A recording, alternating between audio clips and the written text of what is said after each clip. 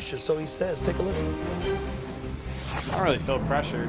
I feel like, pressure is given to those who play at a high level, and the best players in the world are the ones that you are kind of involved with that word pressure. Yeah, you just got to make sure that you're prepared every day because just the questions and the situations that are being put on the quarterback. When you're watching film, you got to know exactly what you're talking about. You got to be on, point blank period. So. Usually I don't like going to you first, but I'll do it again because you are the resident quarterback on the panel this morning. How much pressure is on Dart to ball out right away? A ton. He's got to be the savior. He's got to save the general manager. He's got to save the organization. Giants have been a laughingstock for the better part of 10 years. They took him in the first round. Go back to draft night, and Brian Dable saying to him, like, I'm trusting you, like, you're my guy. Dart's got to be the guy that saves the job. And I think that's the challenge is we all know this business. Everybody knows that the expectations are high and coaches have to win. It's not, I've heard people say, well, he's got to play well to save his job. No, he doesn't. He has to play well and win. They're not going to keep Brian Dable if Jackson Dart looks good. He has to look good, and they're going to have to find a way to sniff 500 football in the next 14 weeks. So there's a ton of pressure on him to outperform a Mitchell Trubisky with John Fox, a Will Levis with a Mike Vrabel, a Jared Goff with a Jeff Fox. Yes. Like there is a ton of pressure on him to go play well. Mina? I think the fact that they made this move so early adds to that pressure. Like if this was week 10, week 12, and they were doing it and people weren't watching the Giants as much, and it was like, well, we really tried with Russell Wilson, but this move now does increase the pressure to win. And like I can say to you, hey, let's all be reasonable. It's not a good offensive line. Andrew Thomas is back, coming back from injury. Yeah. The offense is flawed. They're going up against the Chargers, who are one of the pass defense. But that's just not how it works in the NFL. There is pressure to win. From my perspective, what I would want to see, just that he looks prepared and doesn't panic this week, and then he balls out against the Saints. That would be the expectation. Any expectation of him going crazy against the Chargers, I think, is unfair. But he should look prepared. That's what you want to see. I love Jackson Dart's demeanor. I think Jackson Dart is incredibly talented as well. And you can see that this moment, at least it doesn't feel too big for him. But I don't think he has any pressure on him. Can't nobody else that play quarterback. Right? Like we know now, and I love Russell Wilson, we know now that Russell Wilson isn't the answer. And if you continue to play Russell Wilson, you're going to lose your best player in Malik Neighbors.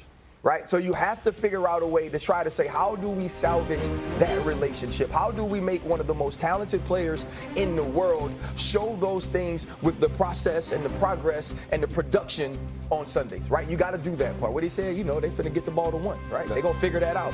And the other piece of it is, to me, like, it ain't his job to go save Brian Daboll's job. It ain't his job to go save the organization. It's Jackson Dart's job to go be the best Jackson Dart. Yeah, but that's not real. But the other piece of it is, too, though, like from us, we got to be responsible the way Mina's talking about being responsible with who they play this week. And like, also, can I invoke a new rule, please? Please. That's a big deal. Okay. That I'm allowing you to invoke a rule. Much. You should be thankful. Wait to hear it. I usually, you're right. Go ahead.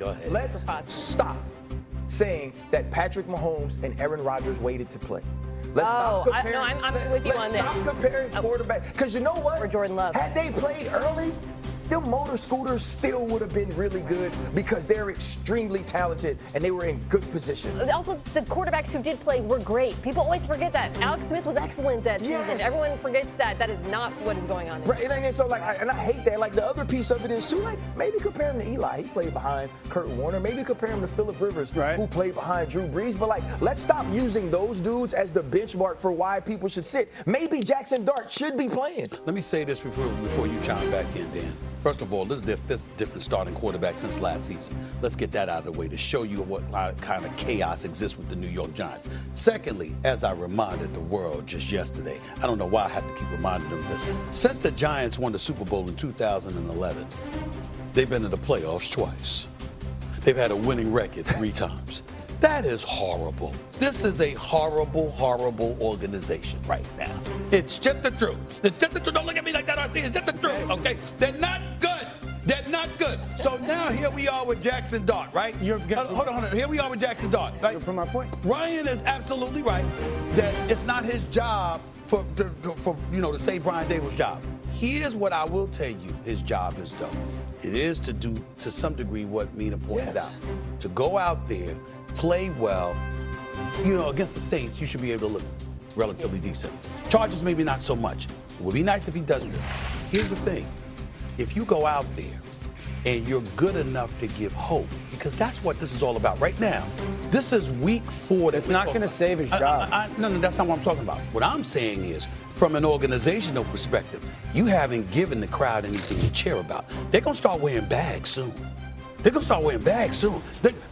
I know New York, even though it's East Rutherford, New Jersey, the swamp. It's close enough.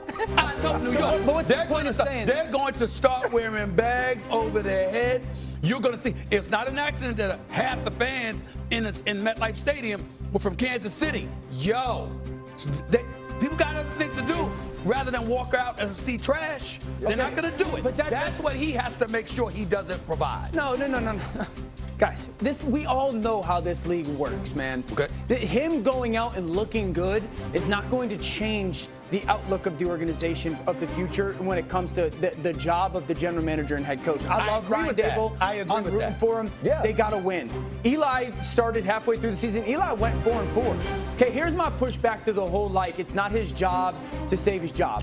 I understand that. We both know it's real. All of us know that the head coach and his future is directly tied to, can you get that young man to play good and can you win football games? And I totally disagree that there's not an expectation that he can go revitalize and save the organization. It just happened last year in the division. If we're going to sit here and say the Giants have been a joke over the last 10 years, so is the Washington one until Jaden Daniels got there, and now they got new stadiums, and now they got people to go there.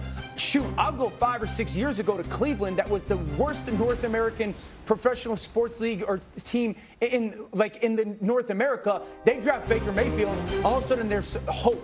So we do have evidence that these young quarterbacks can flip bad places, and there's expectation that you should. Go ahead. Nobody sees him like that, though, right? Like when you yourself, and I trust you in analyzing and evaluating quarterbacks more than anybody. You thought Jaden Daniels was like that. You really do trust Dan like that? I don't trust his objectivity. They can't trust him. If it's not Matthew Stafford, he's that's straight. what I'm talking about. That's where I was going. If it's not Matthew you can't Stafford, trust him when it comes to Matthew Stafford. Okay. You knew Jaden Daniels was like that. Yes. We felt Baker Mayfield was like that. We were having conversations about whether or not Jackson Dart would be a first-round pick. Would somebody move back up and get him? Jackson Dart is not the savior, and I think that's the other thing is this. Here's what to me he has on his side that's different than what Caleb has, different than what Jaden has, right? Different than what these guys who go early have. We got to see that they're terrible. Yeah. A lot of times they start week 1 and you're expecting them to be that lift right away. We know they can't play. Yeah. He's a first rounder, Ryan. We can intellectually say, okay, the top of the draft success rate versus the bottom half of the first round is dramatic. It's honestly very rare for quarterbacks taken late in the first round to have success. Yeah. We can say that. We can intellectualize Lamar's it. like the outlier. That's not how teams think. That's not how fans think. Yeah. He is a first-round quarterback, and the expectation is he has to come in and win games. I'm not saying it's fair. I'm just saying. I'll give you the last word on this. Make it quick. Don't be long-winded. Go ahead. I thought Jackson Dart should have been a top 10 pick. I actually thought that the New Orleans Saints should have taken him at 9. If he doesn't play.